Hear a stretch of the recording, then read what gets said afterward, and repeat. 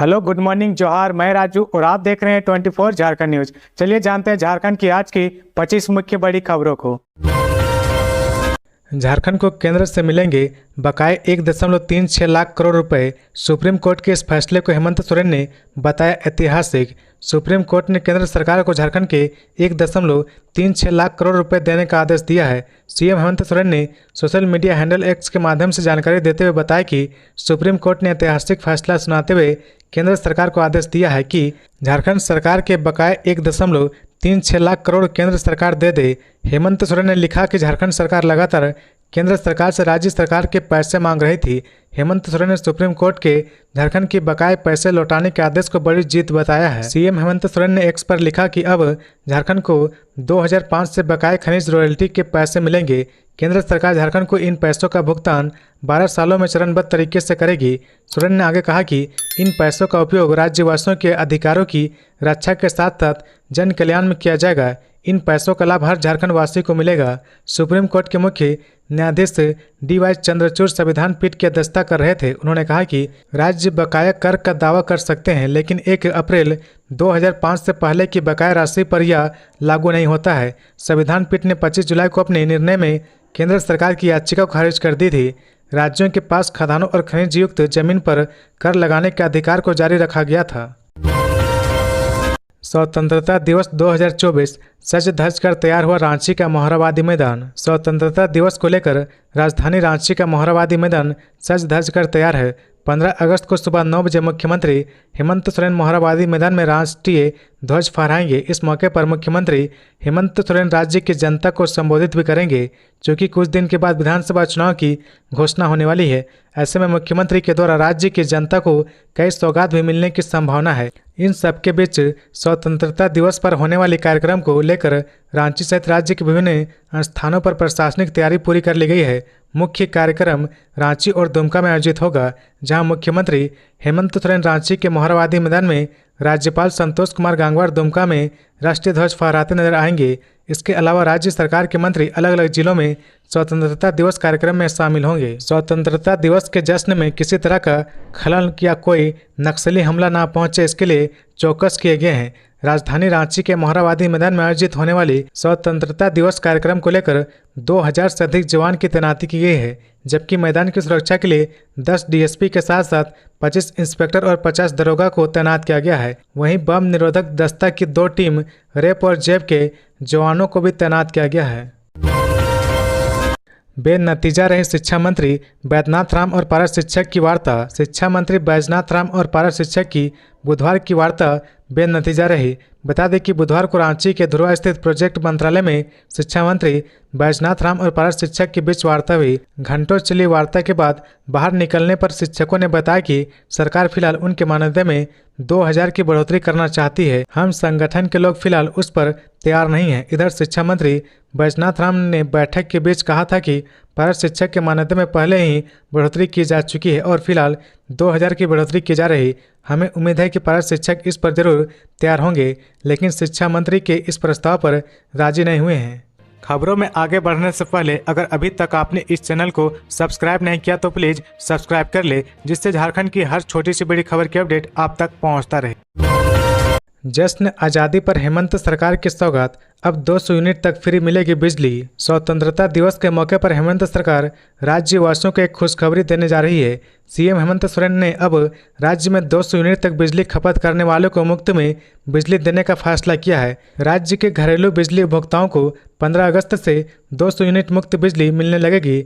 हेमंत सरकार द्वारा पिछले दिनों लिए गए निर्णय के बाद झारखंड बिजली वितरण निगम लिमिटेड ने इसकी तैयारी पूरी कर ली है। योजना के मुताबिक हर महीने 200 यूनिट तक बिजली खपत करने वाले घरेलू उपभोक्ताओं को सभी तरह के शुल्क, खासकर एनर्जी चार्ज, फिक्स्ड चार्ज और इलेक्ट्रिसिटी ड्यूटी आदि से मुक्ति मिलने, यानी बिजली के नाम पर एक भी पैसा खर्च नहीं करना होगा।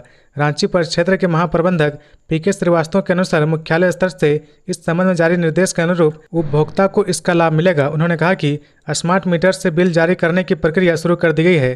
रांची में 5,36,564 घरेलू उपभोक्ता हैं, जिन उपभोक्ताओं को बिजली बिल नहीं मिला है उन्हें जल्द ही मिल जाएगा। विभागीय अधिकारियों के मुताबिक 200 यूनिट फ्री बिजली दिए जाने पर हर महीने राज्य सरकार 344.36 करोड़ रुपए खर्च करेगी। इस योजना से राज्य के 41 लाख उपभोक्ताओं को लाभ मिलने की संभावना है। विभागीय अधिकारियों का कहना है कि पहले से राज्य सरकार के द्वारा निर्धारित 400 यूनिट तक बिजली की खपत पर सब्सिडी का प्रावधान जारी रहेगा, जिसके तहत उपभोक्ता को ₹2.05 प्रति यूनिट की सब्सिडी दी जाती है। 200 यूनिट फ्री बिजली का लाभ सबसे ज़्यादा ग्रामीण उपभोक्ताओं को मिलने की संभावना है। शहरी क्षेत्र के अपेक्षा ग्रामीण क्षेत्र में बिजली संचालित सामान्य कम होने की वजह से अधिकतर ग्रामीण उपभोक्ता 200 यूनिट फ्री बिजली के दायरे में आ जाएंगे। इससे पहले सरकार ने 100 यूनिट और तत्पश्चात 125 यूनिट फ्री बिजली का प्रावधान किया था, जिसमें शहरी क्षेत्र की तुलना में ग्रामीण क्षेत्र के उपभोक्ता लाभ लेने में आगे रहे थे।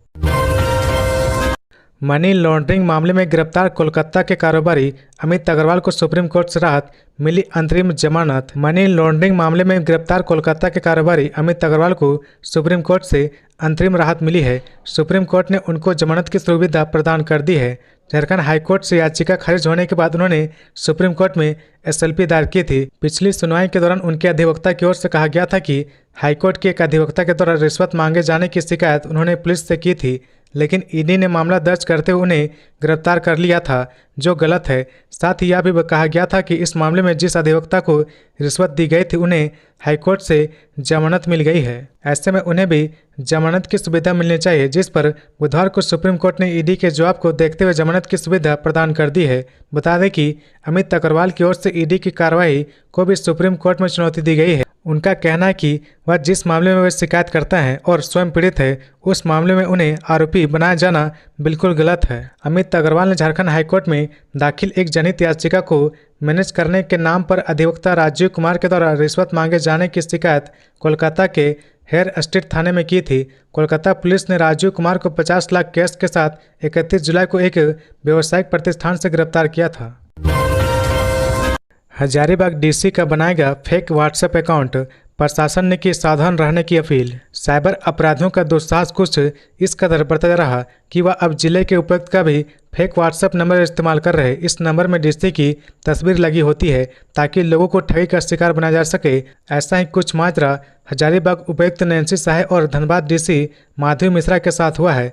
हजारीबाग उपायुक्त नैन्सी साहे को अपने फोटो युक्त फेक व्हाट्सएप आईडी बनाए जाने की सूचना जैसे मिली, उन्होंने सभी लोगों से अपील की कि उस व्हाट्सएप नंबर से किसी प्रकार के संदेश या मैसेज पर कोई प्रतिक्रिया ना दे तथा उक्त नंबर को ब्लॉक कर दे। हजारीबाग उपायुक्त ने लोगों से कहा कि अगर आपको लगता है कि कोई व्यक्ति उपायुक्त की फेक व्हाट्सएप आईडी का उपयोग कर रहा है तो सबसे पहले पुष्टि करें कि व्हाट्सएप आईडी वास्तव में फेक है या आधिकारिक आईडी है। उपायुक्त कार्यालय को इस बारे में सूचित करें और उन्हें फेक आईडी के बारे में बताएं। फेक आईडी का उपयोग किसी गलत उद्देश्य के लिए किया जा सकता है तो पुलिस में शिकायत दर्ज कराएं। सुप्रीम कोर्ट के फैसला का झामुमो ने किया स्वागत, कहा लंबे संघर्ष के बाद यह दिन आया है। केंद्र सरकार पर झारखंड के बकाए 1,36,000 करोड़ रुपए के मामले में सुप्रीम कोर्ट के फैसले का झामुमो ने स्वागत किया है।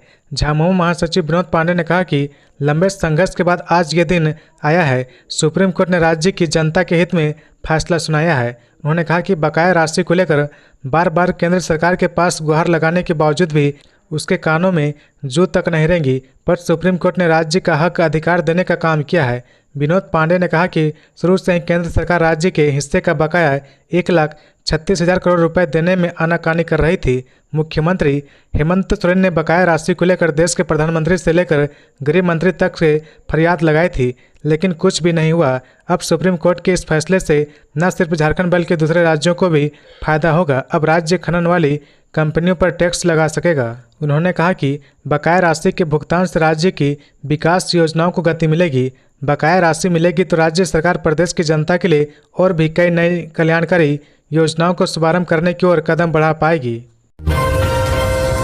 बीजेपी मंडल अध्यक्षों की बैठक 16 अगस्त को कर्निवाल बैंक्वेट हॉल में।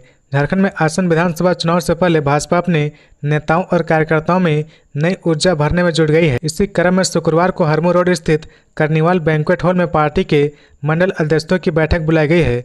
बैठक में भाजपा के प्रदेश प्रभारी डॉक्टर लक्ष्मीकांत वाजपेयी, प्रदेश विधानसभा चुनाव प्रभारी शिवराज सिंह चौहान, सह प्रभारी हेमंत बिश्व शर्मा, प्रदेश अध्यक्ष तथा पूर्व मुख्यमंत्री बाबूलाल मरांडी, नेता प्रतिपक्ष अमर कुमार बारी और प्रदेश संगठन महामंत्री करमबीर सिंह का मार्गदर्शन मिलेगा। दिलीप ट्रॉफी में खेलेंगे झारखंड के ईशान किशन और कुमार कुशाग्र। जेएससीए ने चयन पर जताई खुशी। झारखंड के टैलेंटेड क्रिकेट खिलाड़ी ईशान किशन और कुमार कुशाग्र बीसीसीआई की दिलीप ट्रॉफी टूर्नामेंट में खेलेंगे। टूर्नामेंट के लिए उनका चयन हुआ है। उनके चयन पर हर्ष जताते हुए झारखंड स्टेट क्रिकेट एसोसिएशन यानी जेएससीए ने कहा कि दोनों खिलाड़ियों के दिलीप ट्रॉफी टूर्नामेंट में चयन से एसोसिएशन गर्व महसूस कर रहा है। गौरतलब है कि ईशान किशन झारखंड के डायनामिक विकेट कीपर कम बैट्समैन है। अंतर्राष्ट्रीय क्रिकेट में उन्होंने 2021 में डेब्यू किया था। वे अपनी एग्रेसिव बैटिंग स्टाइल के लिए जाने जाते हैं। वहीं कुमार कुशाग्र प्रतिभावान खिलाड़ी हैं। वे जेएससीए के कंसिस्टेंट फार्मर खिलाड़ी हैं। घरेलू क्रिकेट में अपने प्रदर्शन से उन्होंने सेलेक्टर्स का ध्यान अपनी ओर खींचा है। कृषि मंत्री दीपिका पांडे सिंह ने 4.72 करोड़ रुपए एसएनए खाते में ट्रांसफर करने को दी मंजूरी। राज्य की कृषि मंत्री दीपिका पांडे सिंह ने 4.72 करोड़ से अधिक की राशि एसएनए खाते में हस्तांतरित किए जाने को मंजूरी दी है। केंद्र प्रायोजित RKYC योजना के तहत मृदा स्वास्थ्य तथा उर्वरता उप योजना के लिए केंद्र के कृषि और किसान कल्याण मंत्रालय की ओर से 2 करोड़ 83 लाख रुपए मिले थे। वहीं योजना में राज्य का हिस्सा 1 करोड़ 88 लाख था। इसी राशि को उन्होंने बुधवार को एसएनए खाते में हस्तांतरित किए जाने की मंजूरी दी है। भाजपा रांची ग्रामीण के जिला अध्यक्ष बने विनय महतो। सुरेंद्र प्रदेश कार्य समिति सदस्य।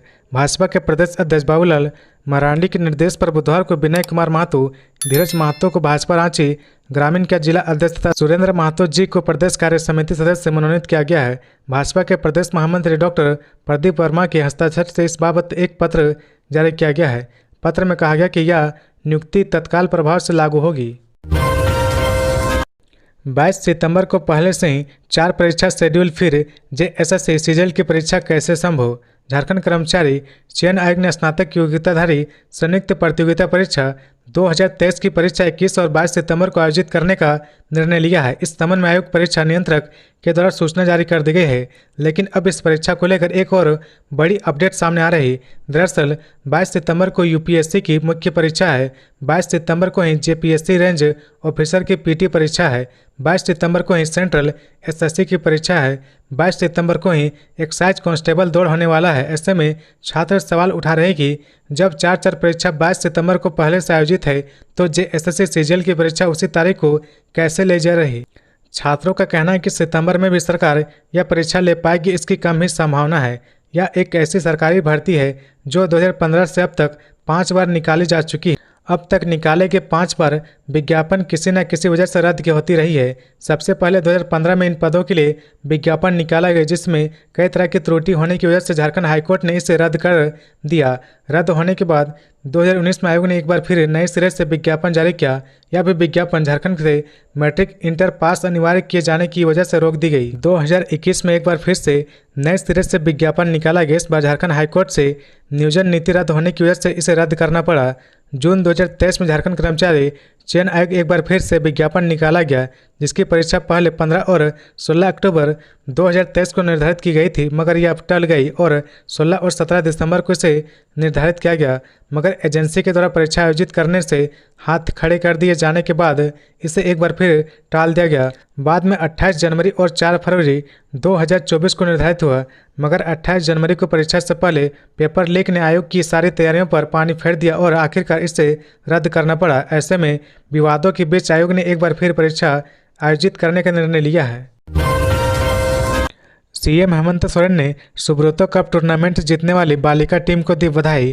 कहा, झारखंड की बेटियों ने अपेक्षा के अनुरूप किया प्रदर्शन। मुख्यमंत्री हेमंत सोरेन ने 63वें अंतर्राष्ट्रीय सुब्रतो कप अंडर 17 बालिका वर्ग फुटबॉल प्रतियोगिता की चैंपियन टीम झारखंड के खिलाड़ियों से बुधवार को मुलाकात कर उन्हें बधाई और शुभकामनाएं दी। इस मौके पर उन्होंने कहा कि हमारी चैंपियन बेटियों ने अपेक्षा के अनुरूप शानदार प्रदर्शन कर देश और दुनिया में झारखंड का नाम रोशन कर दिखाया है। इन्होंने साबित किया कि झारखंडी अपने सीमित संसाधनों में भी विजेता है। हमारे खिलाड़ियों की यह उपलब्धि समस्त झारखंड वासियों को गर्व की अनुभूति कराती है। कार्यक्रम में सीएम हेमंत की पत्नी और गांडे विधायक कल्पना सोरेन भी उपस्थित रही। कथित बांग्लादेशी घुसपैठियों की जांच के लिए संथाल परगना में अभियान शुरू, जल्द जारी होगा हेल्पलाइन नंबर। हाईकोर्ट की सख्ती के बाद संथाल परगना में कथित बांग्लादेशी घुसपैठियों की जांच और शिनाख्त के लिए अभियान शुरू किया गया है। साहिबगंज और पाकुड़ में जिला प्रशासन ने स्थानीय लोगों से घुसपैठियों के बारे में जानकारी देने की अपील की है। जल्द ही इसके लिए हेल्पलाइन नंबर जारी किया जाएगा। इन नंबरों पर सूचना देने वाले की पहचान गुप्त रखी जाएगी। घुसपैठियों की पहचान के लिए वोटर लिस्ट की स्क्रीनिंग शुरू की गई। हाईकोर्ट ने एक जनहित याचिका की सुनवाई करते हुए सरकार को संथाल परगना के 6 जिलों साहिबगंज, पाकुड़, गोड्डा, दुमका, देवघर और जामताड़ा में बांग्लादेशी घुसपैठियों की पहचान स्पेशल ब्रांच से कराने का निर्देश दिया है। कोर्ट ने सरकार को दिए निर्देशों में घुसपैठियों की पहचान के बाद उनको डिपोर्ट करने के एक्शन प्लान की जानकारी भी देने को कहा है। कोर्ट ने कहा कि इन इलाकों में फर्जी राशन कार्ड, मतदाता पहचान पत्र, बीपीएल कार्ड और आधार कार्ड बनाए जा रहे हैं। इनके लिए ऐसे कागजातों का इस्तेमाल हो रहा जो गलत होते हैं। घुसपैठियां स्थानीय लोगों का हक मार रहे हैं। ऐसे दस्तावेज जारी किए जाने के पहले आवेदकों की जमीन के कागजात का मिलान जरूरी है। अब इस मामले की अगली सुनवाई 22 अगस्त को होनी है और इससे पहले सभी 6 जिलों के डीसी को इस मुद्दे पर रिपोर्ट सौंपने को कहा गया है। इससे पहले भाजपा के एक प्रतिनिधिमंडल ने पिछले दिनों दिल्ली में भारत के मुख्य निर्वाचन आयुक्त से मुलाकात कर एक ज्ञापन सौंपा था, जिसमें दस्तावेजों का हवाला देकर दावा किया गया था कि संथाल परगना सहित राज्य के कई इलाके में मतदाता केंद्रों पर वोटरों की संख्या में अप्रत्याशित वृद्धि हुई है। अंधविश्वास का जहर, सर्पदंश के बाद झाड़ फूंक के चक्कर में युवक की मौत। पलामू जिले के हैदरनगर थाना क्षेत्र के जमुआ कला गांव में अंधविश्वास के चक्कर में एक युवक की मौत हो गई। मृतक युवक की पहचान रामनाथ पासवान के 29 वर्षीय पुत्र मंतोष पासवान के रूप में हुई है। परिजनों से मिली जानकारी के अनुसार मंगलवार रात को सोते समय उसे एक जहरीले सांप ने डस लिया था। घटना की जानकारी मिलने के बाद परिजन उसे तत्काल अस्पताल ले जाने के बजाय पहले झाड़ फूंक कराने के लिए बिहार के नवीनगर ले गए। वहां घंटों तक झाड़ फूंक चलता रहा, लेकिन मंतोष की हालत सुधरने के बजाय लगातार बिगड़ती गई। काफ़ी समय गंवाने के बाद भी जब सुधर नहीं पाए तो मंतोष के परिजन उसे लेकर हुसैनाबाद अनुमंडलीय अस्पताल पहुंचे, जहां ड्यूटी पर तैनात डॉक्टर ने जांच कर युवक को मृत घोषित कर दिया। इधर घटना के बाद ग्रामीण क्षेत्र में व्याप्त अंधविश्वास उजागर हुआ है। समय पर चिकित्सक नहीं होने से मंतोष की जान चली गई। हॉकी खेलने के दौरान वज्रपात की चपेट में आने से 3 की मौत। सिमडेगा जिले में वज्रपात की चपेट में आने से 3 लोगों की मौके पर ही मौत हो गई। कई लोग घायल हो गए। ये दर्दनाक हादसा सिमडेगा के टूटीकेल गांव में हॉकी खेलने के दौरान हुआ है। बताया जाता है कि बारिश से बचने के लिए पेड़ के नीचे खड़े थे। इसी दौरान वज्रपात की चपेट में आने से 3 लोगों की मौके पर ही मौत हो गई। सुदेश महतो ने कहा, सत्ता के लिए युवाओं को भत्ता देने की घोषणा कर सकती है सरकार। अपने कार्यकाल के अंतिम महीने में सरकार सत्ता के लिए युवाओं को भत्ता देने की घोषणा कर सकती है। 5 साल से युवाओं की आवश्यकताओं और मुद्दों से दूर रही यह सरकार अपने वोट की राजनीति के लिए जाते जाते युवाओं को भत्ते का एक किस्त देकर अपने जाल में फंसाने का प्रयास कर सकती है। ये बातें पूर्व उप मुख्यमंत्री सह आजसू पार्टी के केंद्रीय अध्यक्ष सुदेश महतो ने बुधवार को राज्य सरकार की जा रही चुनावी योजनाओं की घोषणा पर कही। उन्होंने कहा कि चुनाव नजदीक आता देख सरकार लोक लुभावन वादे कर रही। सरकार ने 5 साल पहले युवाओं को हर साल 5 लाख नौकरी और बेरोजगार युवाओं को बेरोजगारी भत्ता देने का वादा किया था। इन्होंने अपने कार्यकाल में युवाओं की सुध नहीं ली। जिस सरकार को युवाओं के भविष्य की चिंता होनी चाहिए थी, उस सरकार ने अपने हक अधिकार के लिए सड़कों पर उतरे युवाओं पर लाठियां बरसाई है।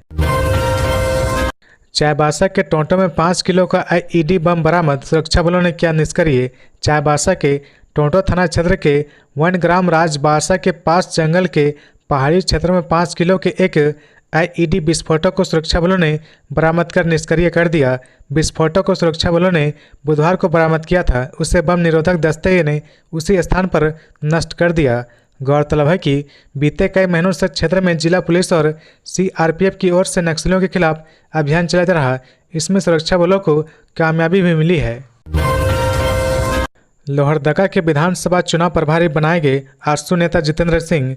आजसू पार्टी के केंद्रीय अध्यक्ष सुदेश महतो ने पार्टी के केंद्रीय सचिव सह रांची महानगर प्रभारी जितेंद्र सिंह को लोहरदगा विधानसभा का चुनाव प्रभारी बनाया गया है। इस मौके पर सुदेश महतो ने कहा कि जितेंद्र सिंह के अनुभव और प्रगतिशील नेतृत्व में लोहरदगा में आवश्यक राजनीतिक परिवर्तन को नई धार और दिशा मिलेगी। इस दौरान जितेंद्र सिंह ने कहा कि केंद्रीय अध्यक्ष सुदेश महतो और आजसू पार्टी ने मुझ पर भरोसा करते हुए जो जिम्मेदारी सौंपी है उससे पूरी निष्ठा के साथ निर्वहन करूंगा।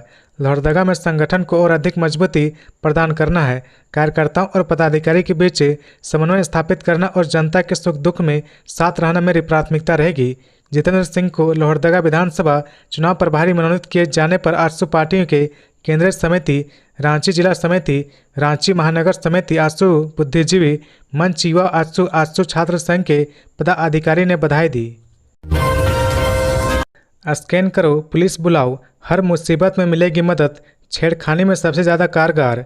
राजधानी रांची में अगर आप किसी संकट में हैं तो आप एक स्कैन के जरिए पुलिस की हेल्प पा सकते हैं। इसके लिए राजधानी में डायल 112 को QR कोड से जोड़ दिया गया है। इस QR कोड की कॉपी ऑटो, बस और ATM सहित शहर के विभिन्न स्थानों में लगा दिया गया है, जिसे स्कैन करके आप कभी भी पुलिस की मदद ले सकते हैं। राजधानी रांची में पुलिस व्यवस्था को बेहतर करने के लिए लगातार प्रयास किया जा रहा है। इसी के तहत डायल 112 QR कोड को राजधानी के 10,000 ऑटो, 20 दर्जन ATM सहित स्कूल कॉलेज में लगाया गया है। बुधवार को Ranchi DIG Anoop Birthare, SSP Chandan Kumar Sinha, CTSP राजकुमार मेहता सहित कई पुलिस अधिकारी ने खुद फील्ड में उतरकर ऑटो सहित कई जगहों पर 112 के QR कोड को लगाने का काम किया। रांची DIG अनूप बिरथरे ने बताया कि DGP अनुराग गुप्ता के प्रयास से डायल 112 के लिए पुलिस के टेक्निकल सेल ने QR कोड डेवलप किया है। QR कोड पर अगर आप मोबाइल में स्कैन करेंगे तो वह तुरंत 112 से कनेक्ट हो जाएगा। यदि आप किसी विपत्ति में या फिर किसी तरह की कोई समस्या में फंसे हुए हैं तो तुरंत आपको पुलिस की सहायता मिलेगी। रांची DIG ने बताया कि वर्तमान में सभी लोग स्मार्टफोन रखते हैं और मोबाइल फ्रेंडली भी है। अगर ऐसे लोग थोड़े से जागरूक होंगे तो खुद की मदद तो कर ही पाएंगे, साथ ही साथ जिन लोगों के पास स्मार्टफोन नहीं उनकी मदद भी कर पाएंगे। सुब्रतो कप अंडर-17 के फाइनल में बांग्लादेश को हराकर रांची लौटी चैंपियन बेटियां।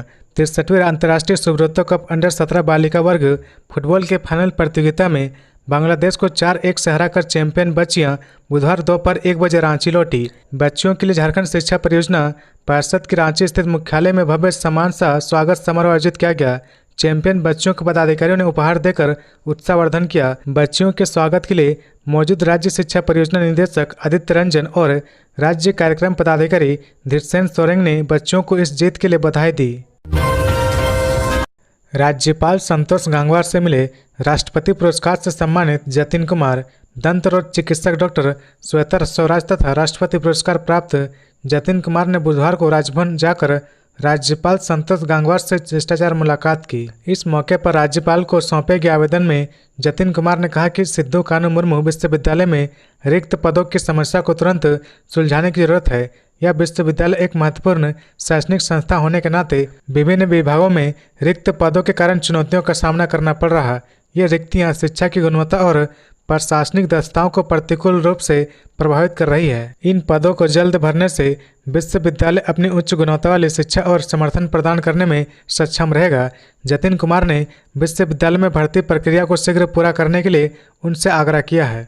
तो ये थी आज की झारखंड की टॉप बड़ी खबरें। इसी तरह झारखंड की हर छोटी सी बड़ी खबर देखने के लिए आप हमारे चैनल 24 झारखंड न्यूज को सब्सक्राइब करके बेल आइकन प्रेस कर ले, जिससे झारखंड की हर छोटी सी बड़ी खबर की अपडेट आप तक पहुंचता रहे। तो आज के लिए बस इतना ही, हमें दीजिए इजाज़त, फिर मिलते हैं नेक्स्ट न्यूज में।